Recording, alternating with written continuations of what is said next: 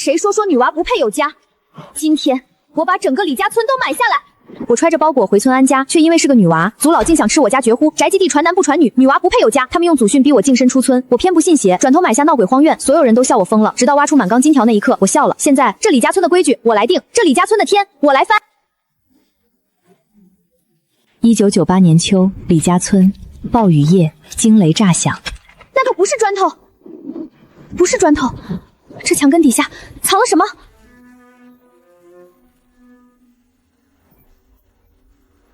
我一边挖着，一边想起3天前受的屈辱。2000块退婚钱1分不少，我们家张健不娶你这没爹没妈的赔钱货。一个女娃子还想占着老宅安家，做梦呢！这宅基地是老李家的，你个女娃迟早外姓人，不配拿。祖宅传男不传女，怪只怪你爹妈没生个带爸的，这宅子轮不到你李秋月。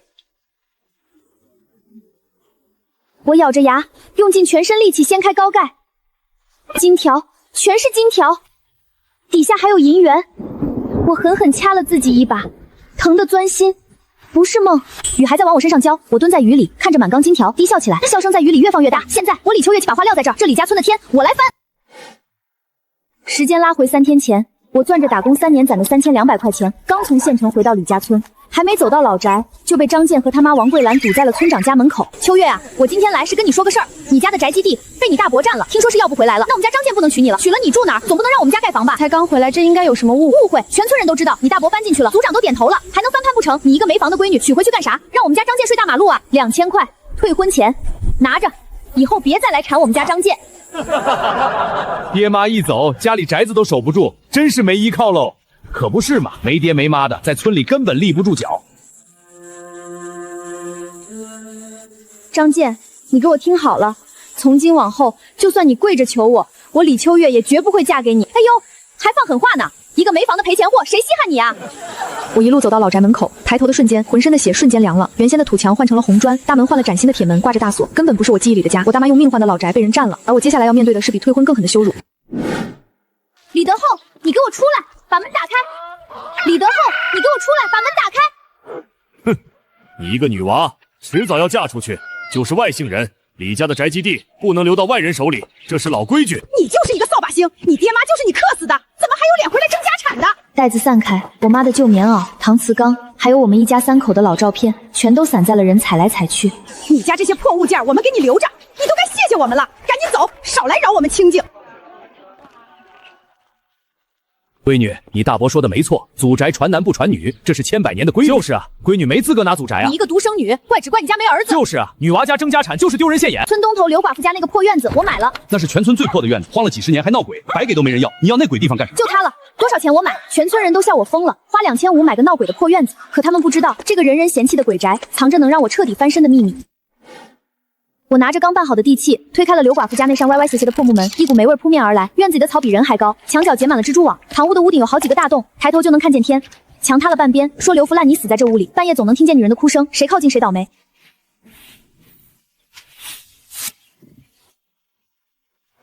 以后咱俩做邻居，互相有个照应。刚坐下歇口气，外面就下起了雨，雨点砸在破屋顶上，哗哗直响，屋里到处漏雨，盆盆罐罐接满了水，滴答声不绝于耳。院子里突然传来一声沉簌簌的脚步声，紧接着就是踩着积水在院子里一圈圈走，无边的黑暗瞬间把我裹住，我瞬间攥紧了身边的锄头，指尖泛白。可下一秒，看着桌子上刘寡妇的遗像，我突然笑了，对着漆黑的院门口，我李秋月，活人都不怕，还怕你？话音落，院子里的风声突然停了，那奇怪的脚步声，我以为这一夜就这么过去了，可我没想到，这场下了一整夜的暴雨会给我一个天大的惊喜。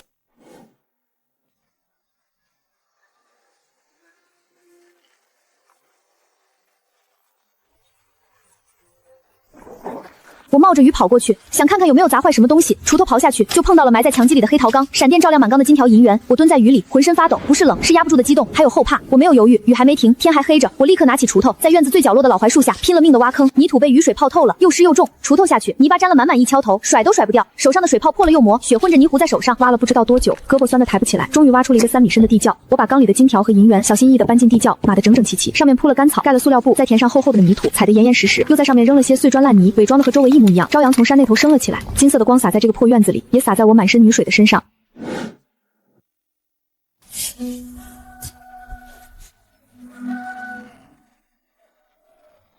婶子，我去县城找活干。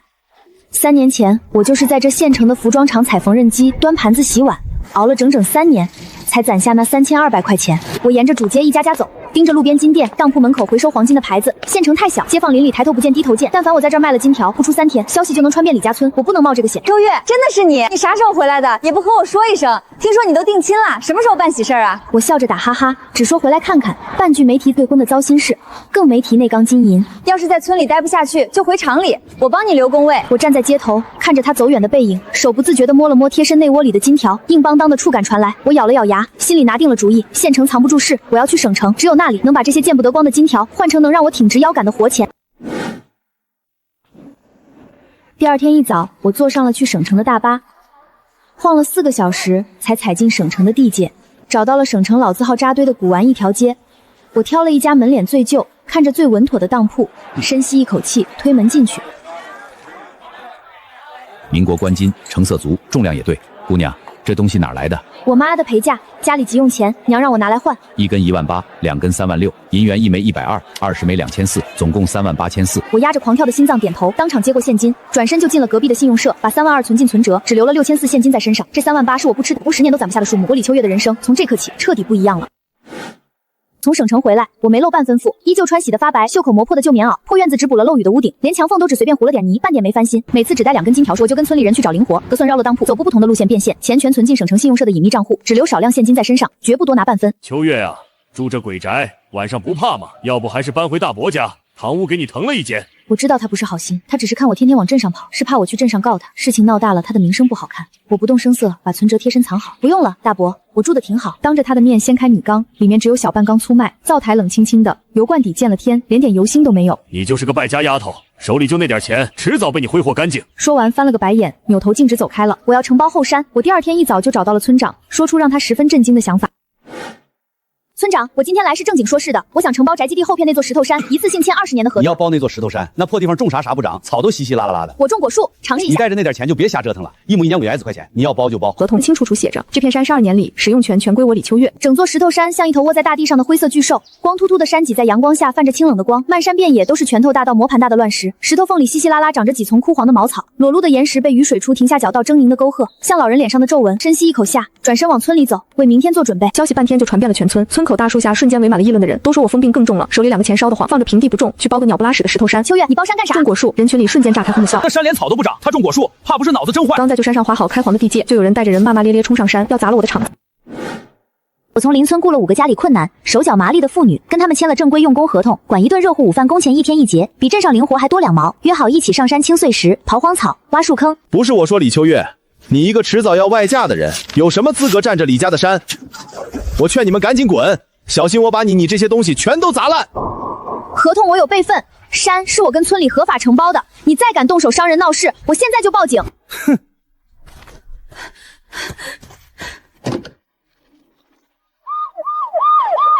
你下次再敢来，我还报警。李刚这一闹，2个雇工打了退当鼓，剩下的人也人心惶惶，开荒的活一下子陷入了僵局。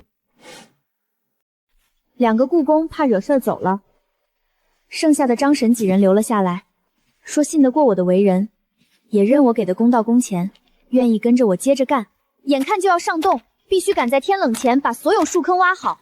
从此我天不亮就扛着锄头上山，天黑透了，看不见路了才下山。一锄头一锄头刨开碎石，挖出够深够宽的树坑，手上的水泡磨破了又长，长了又磨破，血渗出来粘在锄头上，沾了泥水疼得钻心。我咬着牙，连眉头都没皱一下。中午就在山上啃冷馒头，冻硬了就揣怀里捂热了吃，喝随身带的凉水，歇口气就接着干。秋月呀，歇会儿吧，你这丫头比男人还拼。没事的婶儿，这点小不算什么的。这里是真能扛事儿。不是，要是我闺女这么能干，我还愁啥？晚上回到破院子，我对着煤油灯，用针把水泡挑破，抹上草木灰止疼，疼得浑身发抖，却一滴眼泪都没掉。到了冬天，封山没法开荒，但我不仅凑够了15万的本钱，还发现了一个藏在山里的秘密。冬天封了山，没法上山开荒，我趁着农闲分3次去省城，每次换不同的装扮，找不同的当派，把剩下的金条分批稳妥变现，加上之前的存款，手里整整攥了15万现金。我把存折藏进地窖最深处，跟剩下的银元放在一起，上面压了厚厚的石头和泥土，严严实实封好，没让任何人知道半分。秋月啊，你自己一个人孤零零的，实在不行，你来沈家吃年夜饭吧，也不差你这一双筷子。谢谢婶子，我就不去了，在家吃点就行。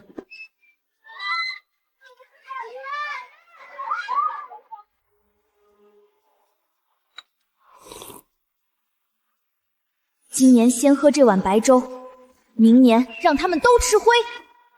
大年初二，雪化了些，我闲着没事儿去后山转，想提前挖好开春要用的排水沟。锄头突然磕到个硬邦邦的东西，我凑近一瞧，原来是块石碑。开春，我把200棵优质果树苗全种上了山，可没过多久，一场突如其来的虫害差点毁了我所有的心血。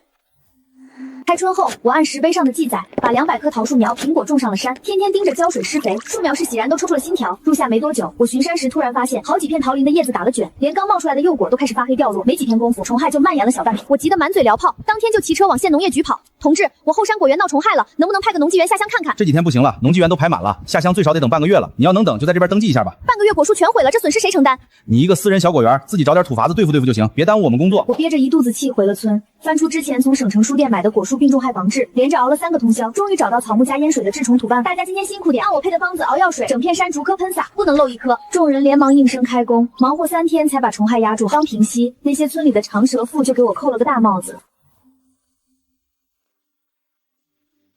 你们说奇怪不奇怪？一个无父无母的丫头，突然又是包山又是种树，哪儿来的本钱？是啊，莫不是在外头做了见不得人的勾当？说不定还挖了刘寡妇的坟，偷人家死人的东西。咋说2句还听不得了？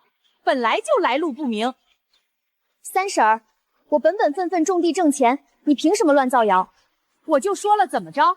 全村谁不议论你？你个小丫头片子，你敢泼我，我跟你没完！我要去村委会，我要让村长给我做主。村长，你给我评评理！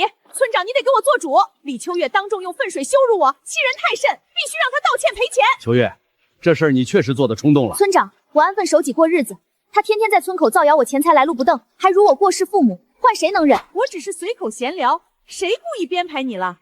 村长，今天这事儿你要是不帮我做主，我就告到镇上去。村长，你看我所有积蓄、经营收入都有凭证，清清白白。他就是恶意中伤。我看你就是没事找事儿，人家正经做生意挣钱，你凭空造谣挑事儿，这样丢人的事情你还想闹到镇上去吗？赶紧给秋月赔个不是。是我不对。跟叔说实话，你是不是在那破院子里挖啥值钱的东西了？就是他决心要把我藏了半年的惊天秘密彻底掀出来。村长，你怎么也信了他们的谣言啊？我要真挖着啥值钱的了，我还用得着赖在村子里吗？早去城里逍遥了。要是真有什么好东西，可别忘了书啊！经过这么一场闹剧后，后山果树悄然挂满果实，在夏末时节迎来丰收。这些红润的果子个头大，品相好，香气扑鼻。姑娘，你这桃子甜度品相都拔尖。目前就这批出挂果，数量不算多。没事，有多少拉多少，我给你比市场价高1位数，别全给他，我也高价收，优先给我供货。都别抢，按顺序来，后续丰收了统一供货。周月，这下可熬出头了，这批果子就能挣不少。这才只是开始。明年我要扩种，让满山都结满果树，做大做强。我的野心远不止于此。2000年秋天，漫山果树全面丰收，桃子、苹果堆满山头，收购卡车排到村口。谁说女子不如男？秋月比咱们老爷们能干多了。大家辛苦了，按热结账，绝不亏待大伙。秋月，今年收成咋样？能挣不少吧？算下来整整9万。9万？这可是咱们庄稼人10几年都挣不来的数啊！是啊，我在县城打工3年，才攒了3200，现在1年9万。看着这些数字，我心里说不出的踏实。我开始规划着下一步，我要盖楼，盖村里最气派的小洋楼。我要盖村里第1栋2层小洋楼。可这个消息刚放出去，大伯一家就先找上门来了。李秋月，你给我停工！这宅基地本来就是李家村的祖产，你一个外嫁的丫头，凭什么站来楼？赶紧停工，把地还回村里！大伯，话可不能乱讲。这宅基地我是合法买的，地契还在我手里，有村委会盖章，怎么就从祖产了？什么合法不合法？祖宅传男不传女，你一个丫头片子就不配在这盖楼，赶紧把地交出来！你们自己看，地契上白纸黑字写着我的名字，是我花钱买的，跟李家祖产没关系。我不管什么地契，这地就得归李家男子。大伯，现在是法治社会，地契就是凭证，你们再闹，我就报警，到时候别怪我不顾亲戚情分。而且法律规定，宅基地只要合法过户，谁买的就是谁的，不分男女。你们再无叫蛮缠，就得吃官司。大伯，今天我新房落成，敬你一杯热茶。我不喝你的茶，我没你这个侄女。大伯，不管怎么说，当初要是你把我赶出老宅，我也不会下定决心承包荒山，努力挣钱。说到底，我还得谢谢你把我赶出来。不然我也没有今天。我敬你这杯茶，是念着最后一点亲戚情分。以后咱们各过各的，我不惹你们，你们也别再来找我麻烦。秋月说的对，当年是你们做的太过分了。人家秋月现在有出息了，还念着亲戚情分。2年前，我爸妈留下的房子被我大伯占了，我去找三叔评理，三叔公说闺女不配占祖宅，然后我被退婚了。张健他妈把2000块钱扔在地上让我滚，说我一个女娃没有宅基地就是个赔钱货，所以我就花了2500买了刘寡妇家那个破院子。那时候大家都说我疯了，今天我站在这儿，想请大家看看这个院子是疯子的院子，还是我李秋月的院。这杯茶我敬大家，往后我还是李家村的人，谁家有帮的一定帮，但我李秋月从今天起不会再让任何人瞧不起。三婶儿，进来吧，有事直说。秋月，之前是我不对，不该在村口造谣你，不该编排你和你父母，我给你道歉，你别往心里去。知道错了就好，以后别再乱嚼舌根，安分过日子就成。请问是李秋月同志吗？我是县农业局派来的农技员，听说你果园之前闹中骸，特意来给你送点高效低毒的农药，再帮你看看果树长势。这个年轻人是谁呀？看着文质彬彬的，是咱们这儿的人吗？婶子好，我叫周远，刚分配到县农业局，以后负责咱们村周边的果园技术指导。周远的到来，不仅帮我解决果园的难题，也悄悄在我心里留下了不一样的痕迹。你之前用的草木灰治虫法很管用，但治标不治本。我给你带的农药配合着草木灰用，能彻底杜绝蚜虫复发。多谢你。之前我找农业局，他们说没人有空过来。抱歉，之前确实人手紧张，我刚过来就第一时间赶过来了。对了，你这片果园种得很专业，选址、施肥都很讲究，比我见过的很多专业果园都好。都是瞎琢磨的，还有很多不懂的地方。可不是瞎琢磨，你一个女孩子承包这么大一座山，种出这么好的果树，克服了那么多困难。说实话，你是我见过最厉害的。你别夸我了，我就是想好好过日子，不被人欺负。你不仅能好好过日子，还能过得比所有人都好。以后果园有任何问题，随时找我，我随叫随到。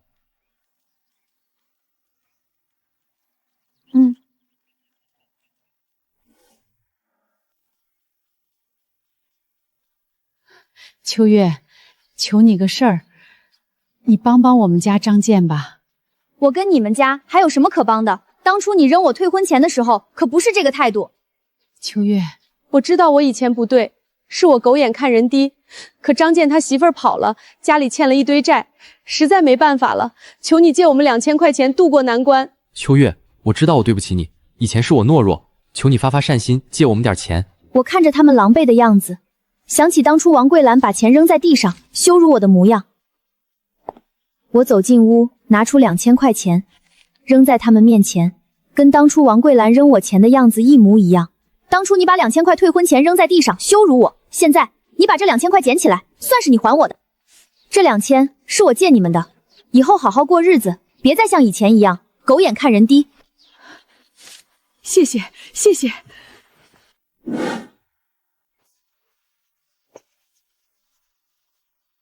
秋月，我知道错了。张健，你这是干什么？赶紧起来！当年是我混蛋，是我对不起你，你再给我一次机会好不好？我想跟你复合，我这辈子一定好好对你。复合？当年你妈把退婚钱扔在我脸上，你站在旁边连个屁都不敢放。是我懦弱，是我混蛋。现在想起跟我复合了？你骂我打我都行，只要你肯原谅我，我什么都愿意做。我不需要。当年你嫌我没宅几地，没依靠，现在我有果园有楼房，你就回头求复合，你觉得你配吗？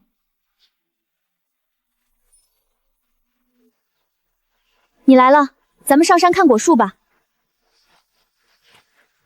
周远什么都没问，我却生怕他误会。他全程安安静静，没问一句门口跪着的人是谁，也没打探半句我的私事。你看，这种土长枝要剪掉，不然会抢养分，影响明年挂果。刚才门口的事，你不好奇吗？每个人都有自己的过去，你想说自然会说，我没必要追着问。忙活了一整天，天快黑的时候，他收拾好工具准备回城。临走前悄悄往我口袋里塞了一张纸条。等他骑车走远，我掏出纸条打开。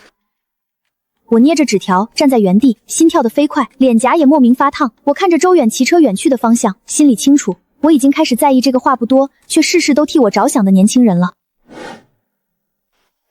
秋月，你快回村看看吧，你大伯带着人要把你后山的承包地转卖出去。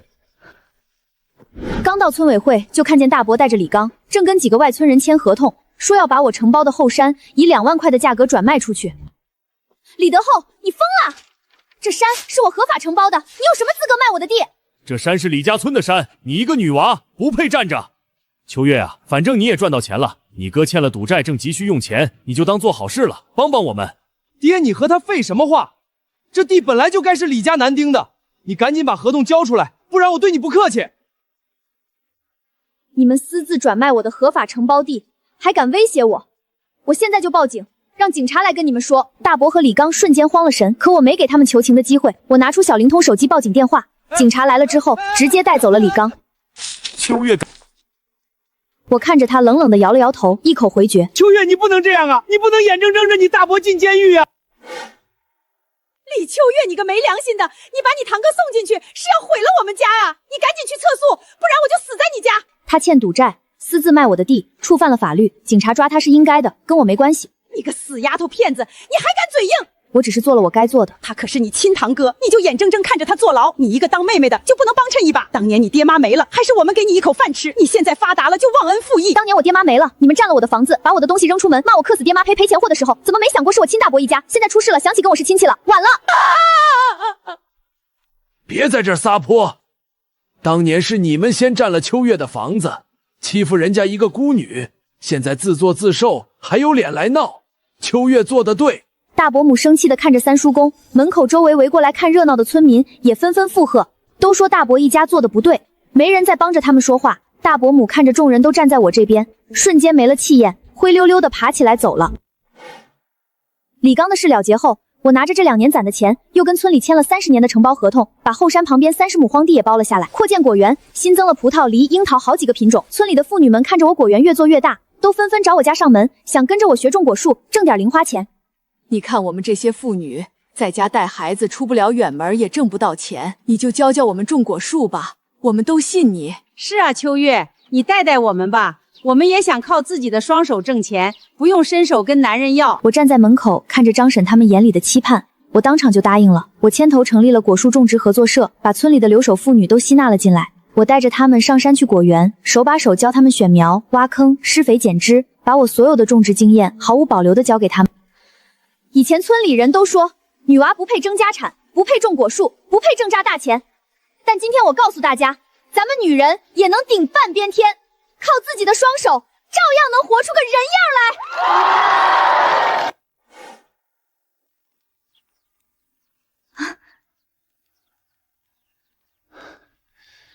秋月，有句话我藏了很久了，今天想跟你说。我喜欢你，不是因为你果园做得大，也不是因为你有钱，是因为我见过你凌晨4点上山浇树的样子，见过被人刁难却不肯低头的样子，见过你带着村里妇女挣钱的样子。你是我见过最坚韧、最耀眼的人。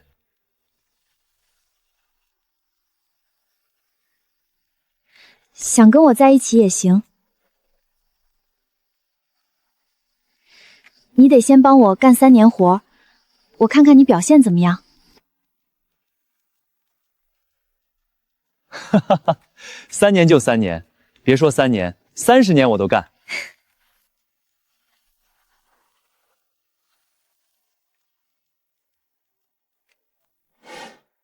没过几天，我就在果园干活的时候，从张婶嘴里听说了王桂兰的事。她得了急性阑尾炎，引发了严重的感染，要做手术。可张建家早就被赌债掏空了，连手术费都凑不齐，医院已经下了催款单，再不交钱就要停药了。也是恶有恶报，当初那么嚣张，现在连手术费都拿不出来。张建天天在医院门口哭，到处借钱都凑不齐。当天下午取了5000块现金，用匿名的方式交到了医院的收费处，交了王桂兰的手术费。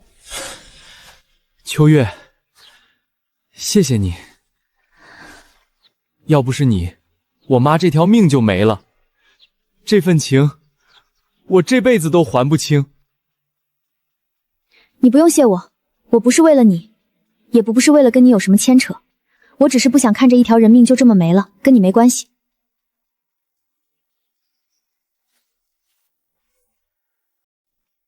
李技术员，先停一下，这是镇国土所的工作人员，有人举报你。我们是镇国土所的，接到群众举报，你非法占用村集体土地，开荒建果园，现在依法停止一切生产活动。同志，我所有的承包地都有正规合同，手续齐全，绝对没有非法占地，你们可以查。有没有问题？我们查了就知道。现在把你的承包合同、地契都拿出来。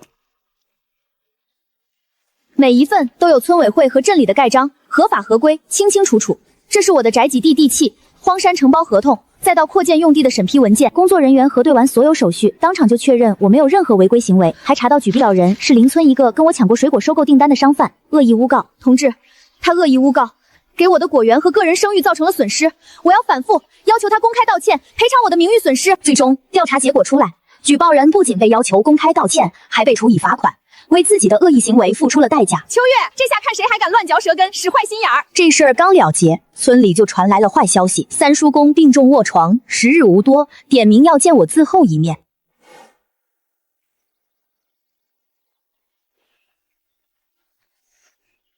我接到消息，立刻放下手里的活，跟着村长去了三叔公家。我从门口走进三叔公家，看见三叔公躺在炕上，脸色蜡黄，连呼吸都变得微弱。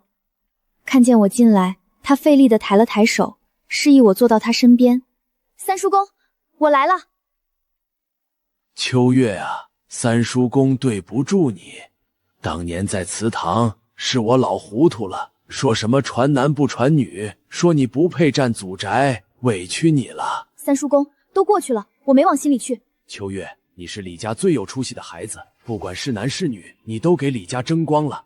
这族谱我交给你，你是李家第一个能写进族谱的女人，以后李家的后辈都要以你为榜样。我捧着沉甸甸的族谱，眼泪再也忍不住掉了下来。三叔公看着我，欣慰地笑了笑，慢闭上了眼睛。三叔公走后，按照他的遗愿，要在祠堂里把我的名字正式写入李家族谱。族长，这绝对不行！三叔公出殡后，族里的长辈们按照他的遗愿，召集全族的人到祠堂，要把我的名字正式写入李家族谱。不行，绝对不能写！德厚，你闹什么？这是三叔公临终前的遗愿，族谱是写李家男丁的，从来没有女人入族谱的道理。一个女人凭什么写进李家族谱？坏了老祖宗的规矩。规矩是死的，人是活的。我姓李，流着李家的血，承包荒山，带村里人挣钱，给李家争了光，凭什么不能入族谱？德厚，你闭嘴！当年你占侄女的房子，欺负人家孤女，我们没跟你算账。秋月给村里修了路，带全村人赚钱，比你这个游手好闲的强100倍。三叔公的遗愿，谁敢违抗？有人问我，秋月，你非要入族谱，就是为了争这一口气吗？我不是为了给自己争名，是为了以后李家的闺女们，让他们知道，女人也能入族谱，也能顶起一片天。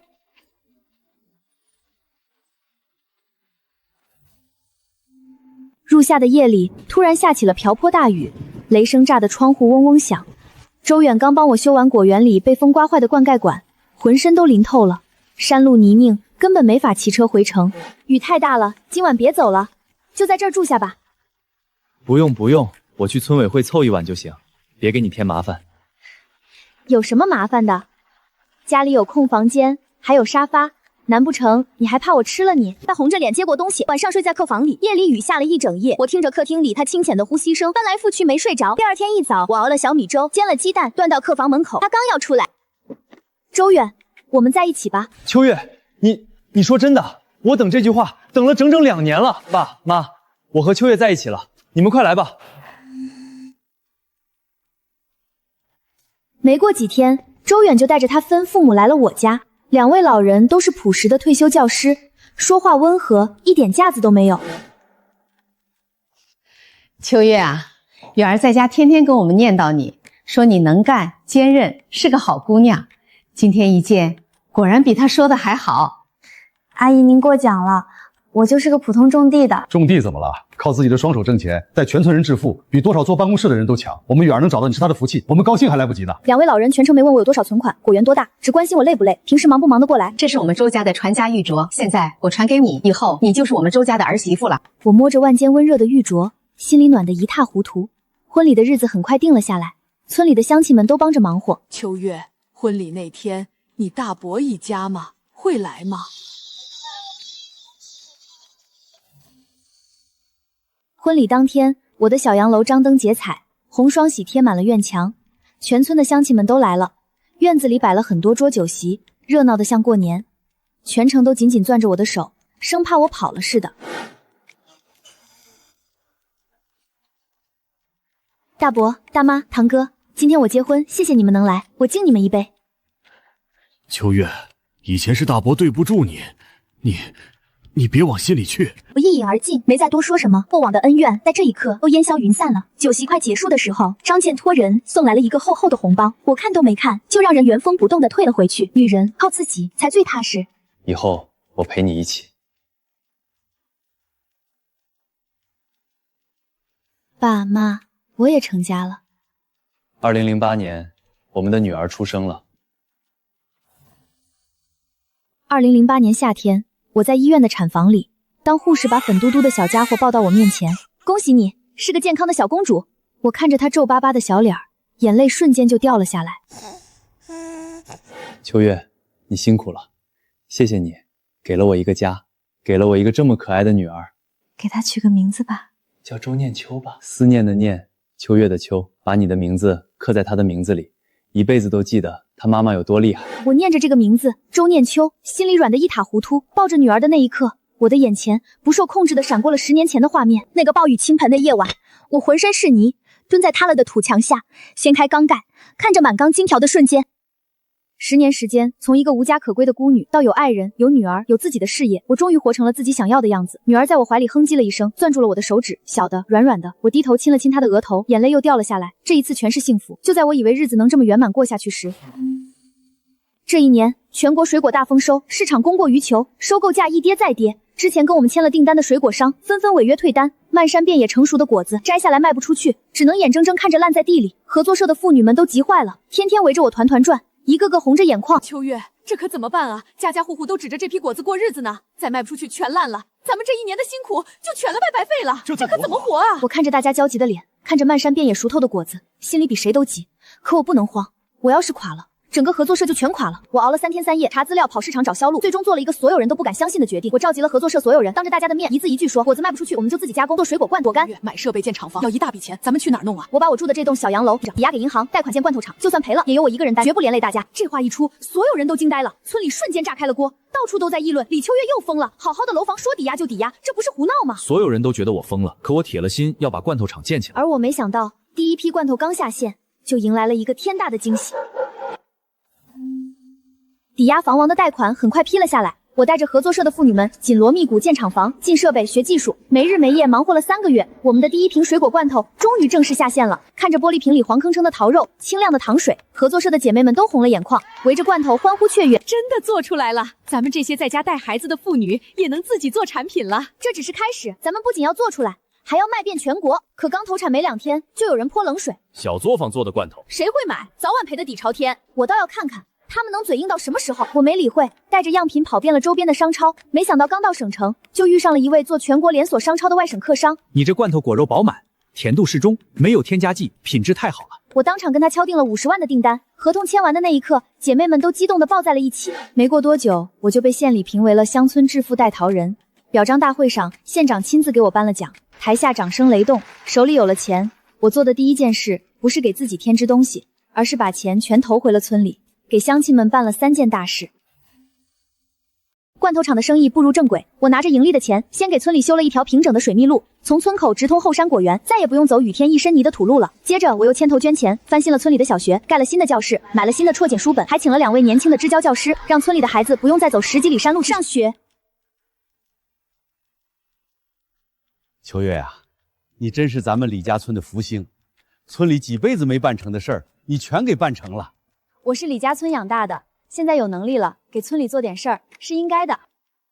秋月，以前是婶子不对，嘴碎乱说话，你不仅不记恨，还给我孙子修了这么好的学校，婶子谢谢你，快谢谢秋月奶奶。谢谢。不用谢，好好读书，以后走出大山，去看更宽的世界。县电视台的记者带着摄像团队找到了我的果园，要给我做一期乡村致富带头人的专访。李总您好，我们都知道您从一个无家可归的孤女做到了带领全村致富的企业家，大家都很好奇您成功的秘诀到底是什么？我没什么特别的，也算不上什么带头人，我就是个土生土长的农民，踏踏实实干好手里的事儿而已。那遇到困难的时候，是什么支撑您一直坚持下来的呢？我想起了鲍雨夜蹲在泥地里挖金条的瞬间。哪有什么捷径，就是日子难的时候别放弃，别人说不行，我们就一起想办法把事儿做好，只要肯付出，靠自己的双手就能把日子过好。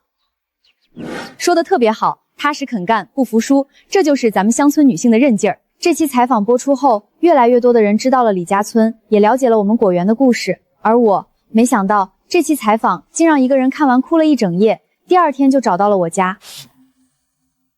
我刚打开里面的门，就看见大伯李德厚站在大门口，头发白了大半，背也驼了，手里拎着一篮自家种的菜。大伯，您怎么来了？进来坐。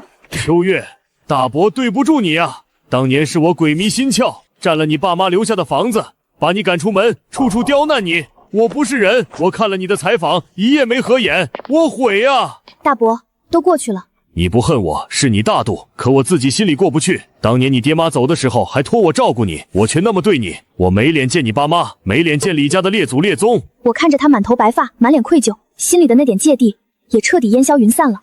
大伯，既然心里过不去，那今天我陪你去我爹妈坟前，跟他们说句话吧。我带着大伯去了后山爹妈合葬的坟前，他跪在坟前，狠狠抽了自己2个嘴巴，哭着跟我爹妈道歉，一遍一遍遍地说自己错了，了结了和大伯多年的恩怨。我心里的石头彻底落了地，了结了过往的恩怨。我看着罐头厂和合作社里那些靠自己双手挣钱、腰杆越来越直的妇女们，心里萌生了一个新的想法。我找到乡妇联，说出了我的互助会，给村里的单亲妈妈、留守妇女、困境女性提供免费的种植技术、创业资金，帮他们靠自己的双手挣钱，不用再看别人脸色过日子。好，我们支持你。很快，我们的乡村妇女互助会就在我的罐头厂里正式成立了。秋月姐，我男人走了，带着2个孩子，没收入，婆家也不管我，我真的能靠自己挣到钱吗？能，当然能。我当年无家可归，身无分文，全村人都笑话我，都觉得我一个女人成不了事儿。可我现在做到了，我能行，你们每一个人都能行。我当场宣布，互助会免费给大家提供果制作技术培训，给有创业想法的姐妹提供无息的启动资金，全程帮大家找销路、拓市场。在场的女人们瞬间爆发出热烈的掌声，很多人都红了眼眶，眼里重新燃起了希望。互助会成立后，我看着他们一个个靠自己挣到钱，脸上露出了笑容，我心里比自己挣了钱还高兴。女儿慢慢长大，有天她抱着我的脖子，妈妈以前是不是吃过很苦？我笑着给她讲起了当年那个鲍雨夜金条的故事。妈妈。女儿念秋上了小学，这天放学回家，她攥着刚发的满分作文本，小脑袋蹭着我的胳膊。妈妈，老师让我们写我的妈妈，我写了妈妈是种果树的英雄，老师给我打了满分。我们念秋真棒。妈妈，张奶奶说你以前吃过好多苦，是不是真的？是呀，妈妈以前连个住的地方都没有。那妈妈是怎么变成现在这么厉害的呀？我看着她好奇的眼睛，笑着给她讲起了10几年前那个鲍雨夜的故事，讲了那口埋在墙里的陶缸，讲了满缸的金条和哇，妈妈到宝藏了！宝贝，那些金条不是宝藏，真正让妈妈挺过来的那股劲，是一锄头刨出来的活路。金子只是给了妈妈一个机会，能把日子过好的，从来都是自己的双手。妈妈，我以后也要像你一样厉害。我抱着怀里的女儿，心里满是柔软。可我没想到，周远为我默默做的那些事，远比我知道的要多得多。这天我去县农业局开会，散会时，秋月啊，你可得好好谢谢周远，这些年他为了你和你的果园，真是没少费心。局长，怎么突然说这个？当年你果园闹中害，他刚到我们单位，为了给你找治虫的办法，熬夜翻遍了所有资料，还自己掏腰包，没跟你提过一句吧？还有你当年建罐头厂，跑审批跑不下来，是他天天往各个部门跑，换整理材料，跑熟了整整1个月才把审批办下来，也没跟你说过吧？还有你那个妇女互助会，好多外省的订单都是他私下里托同学找朋友帮你拉来的。我站在原地，脑子一片空白。原来这些年我以为的顺风顺水，全是他在背后扛下了所有风雨，替我铺平了前路，却从来没跟我提过一句。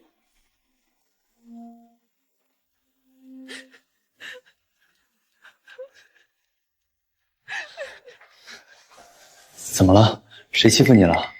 那些事，你怎么从来都不跟我说？本来就是应该的，有什么好说的？我扑进他怀里，哭得像个孩子，心里却暖得一塌糊涂。10几年光阴一晃而过，我站在自己亲手建的小洋楼前，终于读懂了什么才是真正的根。